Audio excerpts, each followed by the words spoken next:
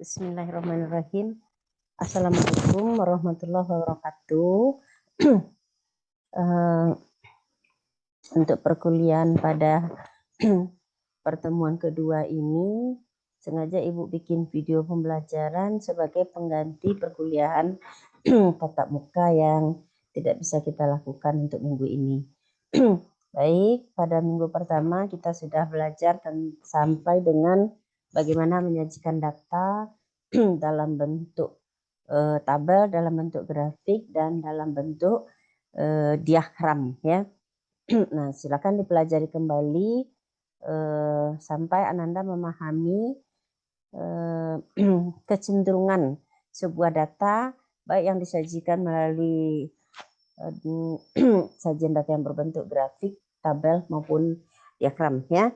Nah, pada pertemuan ini kita akan membahas tentang materi ukuran pusat dan ukuran simpangan, ya. Ukuran pusat dan ukuran simpangan dengan tujuan akhirnya adalah Anda bisa menerapkan rumus-rumus statistik ini untuk menyelesaikan permasalahan penelitian pembelajaran fisika. Baik, kita mulai dengan ukuran pusat. Ya, ukuran pusat itu ditentukan oleh tiga, ya, oleh tiga besaran statistik, yaitu min, median, dan modus. Min artinya nilai rata-rata, ya. Nilai rata-rata itu ada nilai rata-rata atau min dari populasi. Apabila terdapat lebih dari satu populasi, misalnya Ananda melakukan penelitian survei di Kota Padang, di mana di Kota Padang itu terdapat 13 SMA. Nah, 13 SMA itu di masing-masing SMA katakanlah populasinya adalah siswa kelas 11. Nah, di SMA 1 terdapat 8 kelas fisika kelas 11 IPA, lalu di SMA 2 terdapat 12 kelas 11 IPA misalnya, dan seterusnya sampai SMA 13. Maka yang dikatakan X1 di sini tidak lain adalah sampel di SMA 1. Lalu populasi di SMA 1, populasi di SMA 2, dan populasi di SMA 3. Nah, rata-rata dari populasi untuk 13 SMA tersebut adalah mu, ya, kita simbolkan dengan mu, kita hitung dengan menggunakan rumus statistik sebagai sigma atau jumlah XI, I1 sampai N. Nah, N ini tak lain adalah jumlah sampel. Ya. I itu sampel ke I, ya. Jadi sampel ke I, Ibu contohkan tadi SMA, SMA 1, SMA 2, SMA 3. Kalau I-nya 3, berarti itu SMA 3. N, N itu jumlah populasi, ya.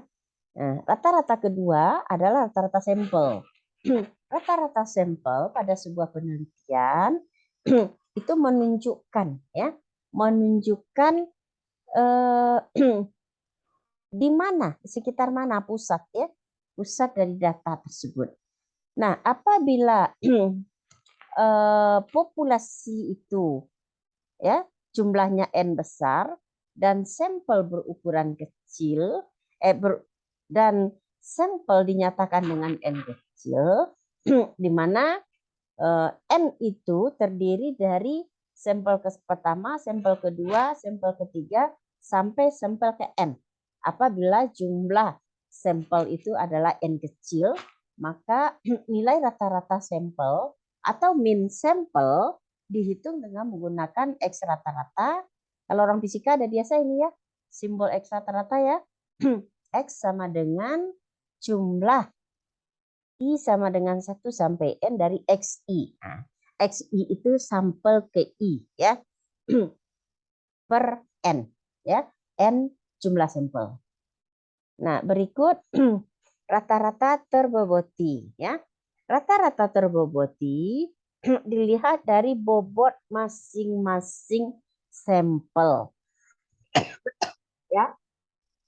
Apabila sampel ke I dinyatakan sebagai XI sama dengan X1, X2, X3, dan seterusnya sampai XK, berarti K itu adalah jumlah sampel. Ya. Nah, merupakan sekumpulan bobot data. Bobot data itu kita simbolkan dengan W, W1, W2, W3 dan seterusnya sampai WK. Karena tadi K jumlah sampelnya ya.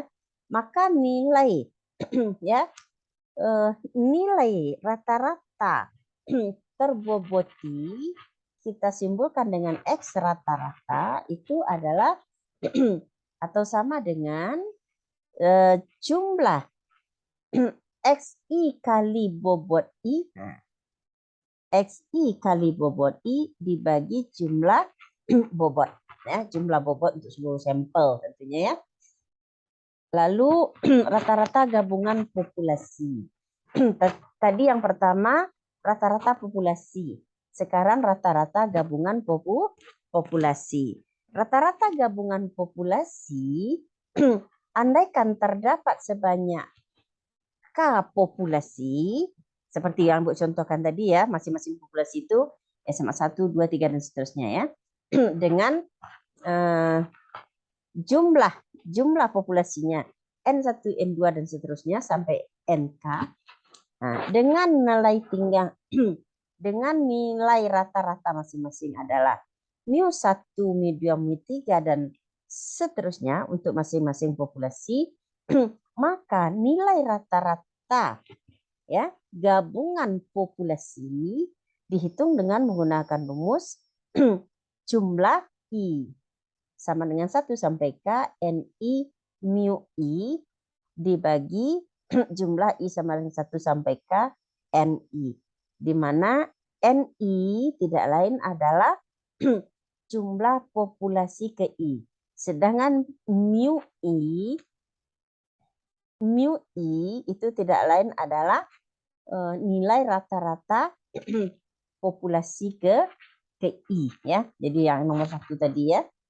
Lalu gabungan rata-rata gabungan sampel. Jadi kalau yang di atas gabungan populasi, yang terakhir yang di sini adalah rata-rata gabungan populasi. Rata-rata gabungan sampel. Nah, kalau sampel pertama ada N1, kedua N2, dan seterusnya sampai NN, berarti jumlah sampel itu ada sebanyak NN. Ya, N ya. Nah, yang diambil dari populasi. Jadi populasi 1, berapa jumlah sampelnya? Populasi 2, berapa jumlah sampelnya? Lalu nilai rata-ratanya kita hitung menggunakan rumus sigma atau jumlah ya, sigma NI XI rata-rata.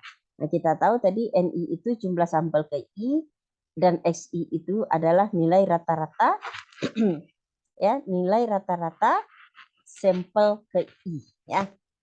Nah, baik, kita lanjutkan. RMS.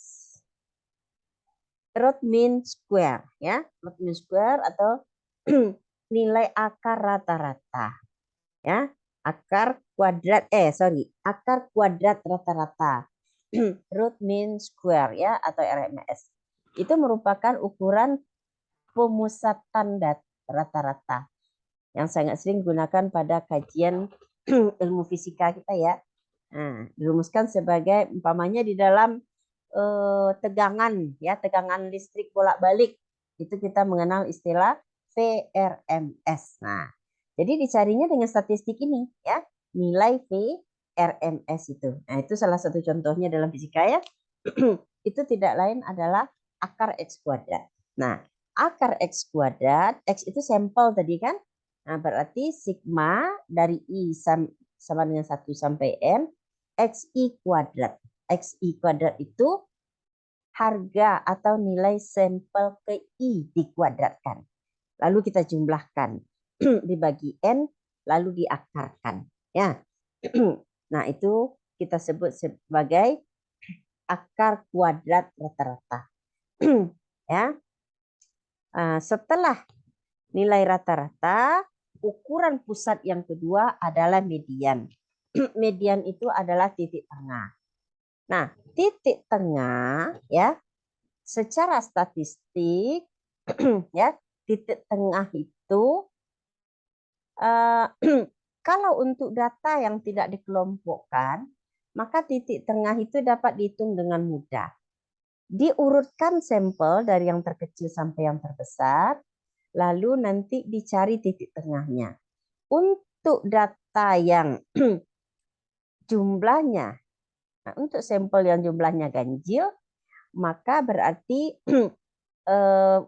itu sama dengan data yang urutannya urutan ke N dibagi 2 plus 1. Misalnya, kalau jumlah sampelnya 21, ya, 21 jumlah sampelnya, maka titik tengah atau mediannya itu berada pada data dengan urutan ke-11.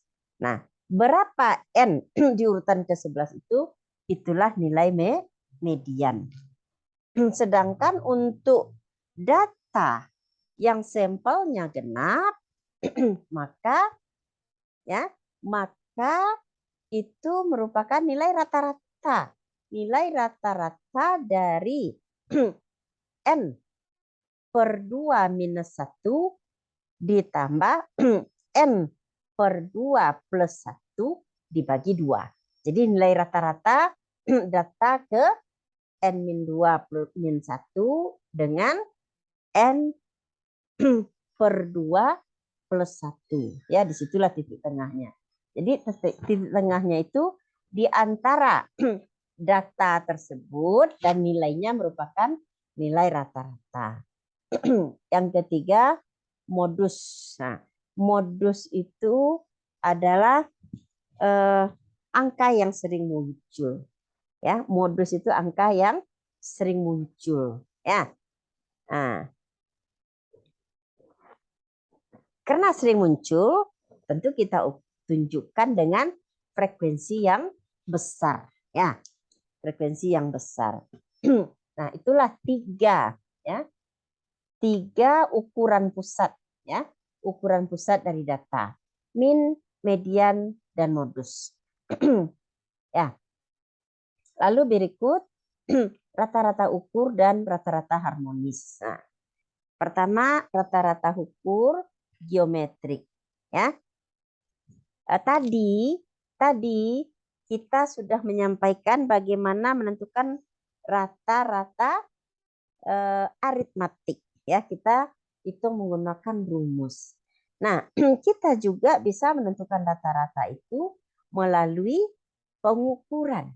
Ya, melalui pengukuran yang disebut sebagai dan rata-ratanya kita kenal sebagai min geometrik. Nah, itu kita dapatkan dari pengukuran. Ya.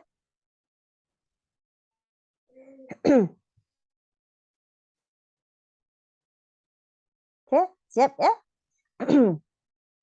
Nah, nilai rata-rata geometri disimbolkan dengan G. Itu adalah akar pangkat K, X1 kali X2, dan seterusnya kali XK. Apabila jumlah sampelnya adalah K.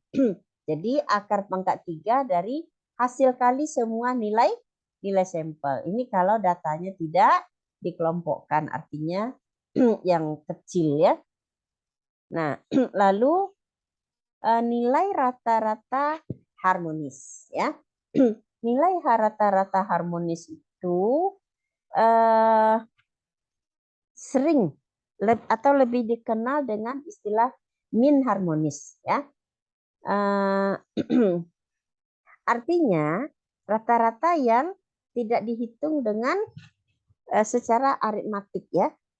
Nah, nilai harmonis dari sampel sejumlah K kita simbolkan dengan H. Nilai H itu sama dengan K. K itu jumlah sampel tadi ya, dibagi sigma seper XI. Nah, jumlah sigma seper XI. XI itu adalah mulai dari 1 sampai K ya. Nah, ukuran berikutnya adalah yang dinyatakan dengan proporsi. Ya, kita menyatakan ukuran pusat itu berdasarkan proporsi. Nah, berdasarkan proporsi kita kenal 3 pusat, yaitu yang pertama kuartil, yang kedua desil, dan yang ketiga persentil. Nah, pertama kuartil, ya, disimbolkan dengan Q, ya. Nah, biasanya sesuai dengan namanya kuartil, kuartal, berarti dari sebaran data mulai dari terkecil sampai terbesar itu dibagi menjadi 4 daerah. Berarti ada 3 pembatas. Nah, pembatas inilah yang kita sebut dengan kuartil. Sehingga dikenal ada K1, K2, K3. Karena ada 4 wilayah. Kalau 4 wilayah berarti itu ada 3 pembatas. Ya, 3 pembatas antar wilayah. Nah, pembatas ini yang disebut sebagai kuartil. Karena 4 wilayah pembatasnya 3. Maka ada kuartil 1, kuartil 2, kuartil 3. Nah, ini contohnya. Ya. Nah, ini caranya. Ini K1, K2, K3. Ya. Nah, 25% yang paling kecil, 25% berikutnya, 20% berikutnya lagi, 25% terbesar. Ya. Nah, jadi dibagi 4 dan kuartilnya itu pembatas antara ya seperempat pertama dengan kedua itu K1, seperempat kedua dengan ketiga itu K2, seperempat K3 dengan keempat itu kita sebut sebagai K3 atau kuartil ketiga. Oke. Ya. Nih, cara menentukan nilai kuartil, ya. Ya, pertama seperti Ibu bilang tadi, data harus diurutkan dulu dari nilai terkecil atau terendah sampai nilai terbesar. Nah, apabila kita akan menentukan nilai kuartil, kuartil kan ada 3 tadi. Nah, kuartil ke I, ya, kuartil ke I, nah, kita tentukan berdasarkan kuartil ke I sama dengan I dikali N plus 1 per 4. Jadi kalau kuartil pertama berarti N berarti 1 dikali N plus 1 dibagi 4. Itu kuartilnya. Sedangkan nilai kuartilnya, nah kalau yang di atas, yang pertama tadi adalah letak atau posisi kuartil. Sedangkan nilai kuartilnya sendiri kita simbolkan dengan KI, ya, KI sama dengan DN plus L kali DM min DN. Nah, di mana KI ini adalah kuartil ke I, ya. KI adalah kuartil ke I, DN nilai bawah kelas di mana KI itu. Jadi umpamanya posisi KI itu di sampel ke-7. Maka DN itu adalah sampel ke-6. Oke ya. Jadi nilai sampel ke-6. Dan DN di atas kelas KI. Kalau KI itu di sampel ke-7 tadi, maka DM itu adalah nilai atau harga ya yang tertera pada sampel ke-8. Nah, jadi DN sampel ke-6, DM sampel ke-8. Apabila kuartilnya itu berada di sampel ke-7. Nah. Baik, jelas ya? Lalu densil. Nah, densil itu data itu ya. Densil ya. Data itu kita bagi menjadi 10 bagian. Sama dengan menentukan kuartil tadi, densil itu caranya kita urutkan dulu data dari terkecil sampai terbesar atau terendah sampai tertinggi. Setelah diurutkan dibagi menjadi 10 daerah.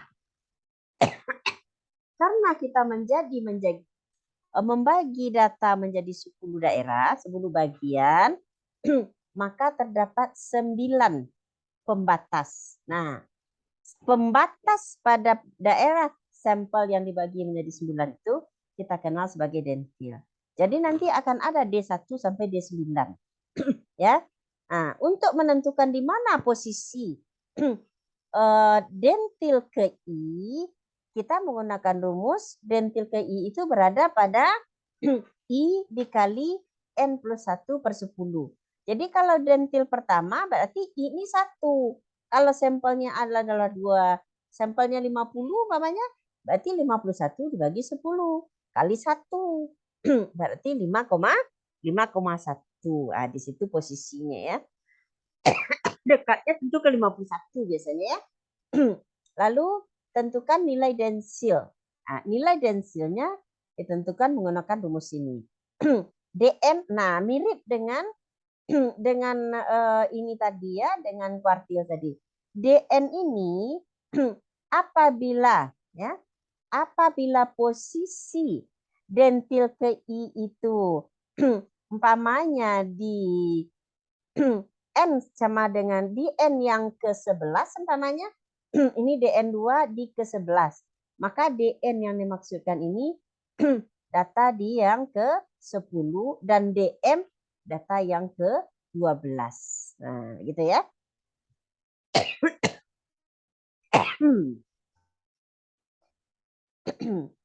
Lalu terakhir persentil.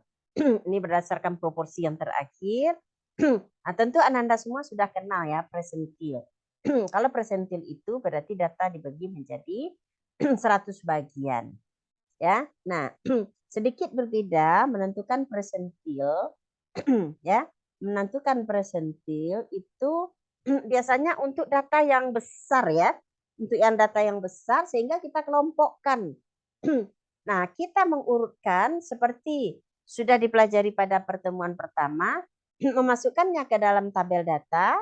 Tabel itu adalah tabel data yang dikelompokkan, cari secara statistik rentangannya, lalu ditentukan panjang kelas intervalnya, ditentukan juga jumlah kelas interval. Nah, setelah itu ditentukan, nanti data sudah diurut. Mulai dari yang kecil sampai yang besar berdasarkan rentangan kelas interval tadi. Nah, dari situ kita akan dapatkan tentunya frekuensi dari masing-masing baris ya, dari masing-masing frekuensi atau jumlah dari masing-masing kelas interval. Ya. Jadi kalau umpamanya kita akan menentukan persentil untuk data baris pertama, kalau jumlah datanya katakanlah 100, untuk baris pertama katakan frekuensinya ada 3 umpamanya. Berarti untuk P1 artinya persentil di baris pertama itu adalah karena I-nya sama dengan 1, berarti 1 dikali N. Ya. 1 dikali N tambah 1 dibagi 100. Ya. Nah, dan nilai presentilnya, nah, coba diperhatikan ini, nilai presentilnya, umpamanya presentil baris ketiga. Nah, berarti P3 kan? P3 itu tidak lain kita itu dengan rumus DN. DN itu nilai bawah kelas di mana PI terletak. Kalau dia ketiga, berarti 1, 2 itu udah berapa dia? Nah, itu DN dikali ditambah L. L itu nilai lebih dari 1 data. Ya, kalau dia 3 berarti sudah 2 data ya. Kali DM min DN. Ya, nah, sama aja. DM dan DN itu sama.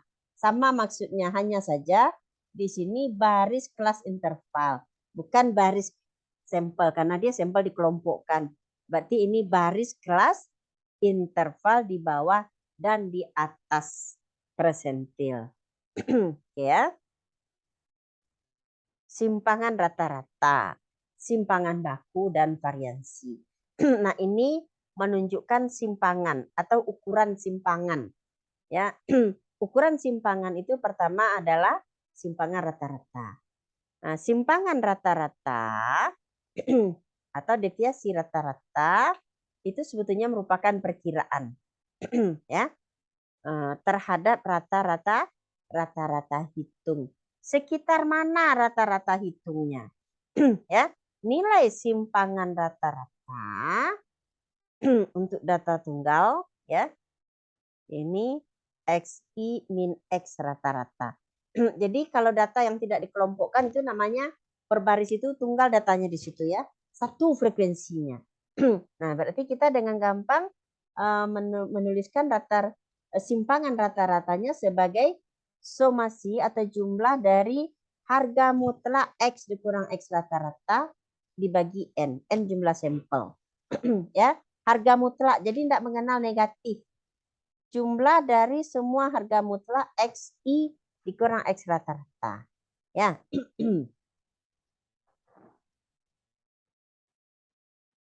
Simpangan baku. Nah, sesuai dengan namanya baku atau lebih dikenal dengan nama dengan istilah bahasa Inggrisnya standar deviasi. Dan disimbolkan biasanya dengan S ya. Nah, standar deviasi itu menunjukkan simpangan baku, artinya itu akan menentukan apa ya ukuran simpangan yang sesungguhnya yang mendekati ideal ya dari sebuah sampel. Nah, itu simpangan baku sebetulnya itu tidak lain harganya sama dengan akar dari varians ya. Jadi S kuadrat itu adalah varians ya. Itu nilainya sama dengan akar jumlah dari XI min X rata-rata dikuadratkan per N kurang 1. Tadi udah Ibu jelaskan XI min X rata-rata itu apa ya. Nah, itu dikuadratkan ya, lalu dijumlahkan semuanya terus dibagi N kurang 1. N itu tidak lain adalah jumlah sampel. Ya.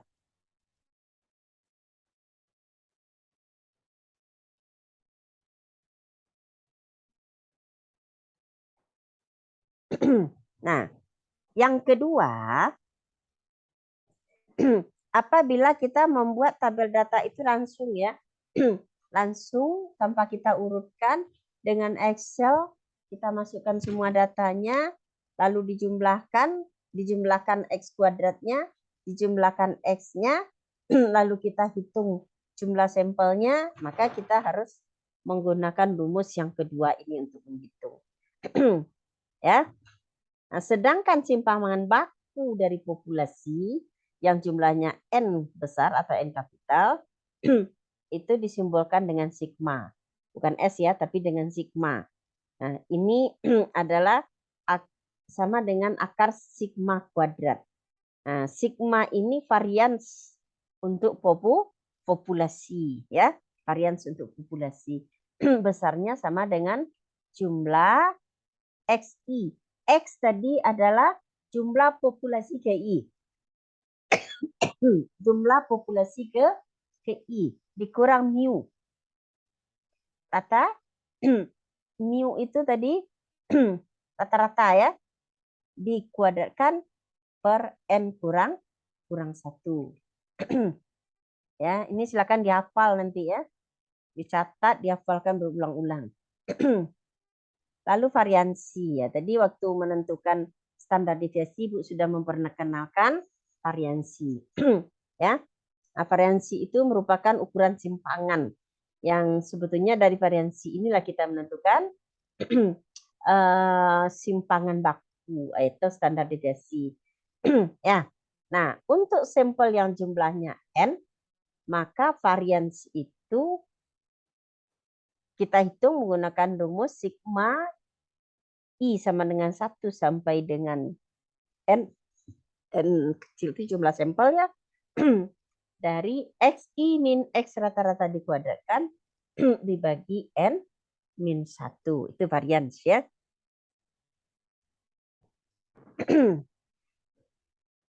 Nah, kalau standar deviasi bisa kita tetapkan dari data mentah, yang kita masukkan begitu aja secara acak, maka variansi ini juga bisa ditentukan menggunakan data mentah secara langsung menggunakan rumus statistik ini. Ya. Ketikanya rumus statistik S kuadrat sama dengan N dikali sigma XI dikuadratkan. Nah, jadi XI dikuadratkan dulu, lalu dijumlahkan. Dikurang sigma XI, nah dijumlahkan dulu, XI-nya baru dikuadratkan. Dibagi N kali N-1. N itu jumlah sampel. Ya. Nah, untuk data, ya, untuk variansi populasi kita simbolkan dengan sigma kuadrat. Nah, dihitung dengan menggunakan rumus XI min mu dikuadratkan per N-1. Ya. Nah, Ananda, di sini Ananda bisa mencoba menentukan ukuran pusat dan ukuran simpangan. Ya, ukuran pusat dan ukuran simpangan. Ukuran pusat mulai dari min, median, modus, ya, kuartil, densil, dan persentil. Ya, mulai dari itu. Nah, lalu nanti Ananda kerjakan, ya. Silakan dibaca, ya. Silakan Ananda baca handout 2, ya. Nah, di sini sudah ditentukan bagaimana cara step-stepnya dari step 1 sampai berikutnya. Ya. Nah, lalu jangan lupa gunakan rumus-rumus statistik yang sudah Ibu berikan, ya. Jadi selesaikan permasalahan ini, ya. Kalau permasalahannya sudah selesai, Ananda gabungkan dengan catatan solusi dari latihan yang terdapat di handout ini. Selanjutnya, ya, Ananda bisa memasukkannya ke e-learning sebagai catatan, ya, sebagai catatan. Nah, di dalam handout ini tadi ada 3 latihan. 3 latihan itu Ananda kerjakan sampai dengan akhir perkuliahan. Usahakan tuntas ketiganya. Ya, tuntas ketiganya. Nah, selanjutnya untuk diserahkan minggu depan, silakan Ananda pelajari tugas terstruktur nomor 1 sampai nomor 4. Oke? Nah, Ibu rasa itu yang bisa Ibu sampaikan. Jangan lupa ada 2 tugas untuk minggu ini. Pertama, catatan kuliah dan hasil pengerjaan latihan. Dan yang kedua, tugas yang dikerjakan di rumah. Yaitu tugas ya, menyelesaikan 4 ya, 4 latihan yang terdapat pada tugas terstruktur. Ya. Nah, kalau untuk tugas terstruktur ini Ananda bisa menyerahkannya minggu depan, ya, minimal di hari H jam 00. Baik, Ibu rasa itu yang bisa Ibu sampaikan. Mudah-mudahan bermanfaat bagi Ananda. Jadi karena ini pengganti kuliah, simak video ini. Usahakan kalau tidak bisa 1 kali, 2 kali, tidak paham 2 kali, 3 kali, bahkan perlu 10 kali, ya silakan lakukan itu. Nah, yang penting Ananda menguasai karena mata kuliah ini materinya sangat dibutuhkan dalam penyelesaian studi Ananda nantinya. Dan juga pada saat Anda mengolah data laboratorium pada saat bereksperimen atau melakukan percobaan. Baik, Ibu rasa cukup. Itu yang perlu Ibu jelaskan. Selamat belajar. Mudah-mudahan Ananda bisa mengerjakan latihan dan juga tugas terstruktur dengan baik. Ya, Ibu sudahi dengan billahi taufiq wa hidayah. Assalamualaikum warahmatullahi wabarakatuh.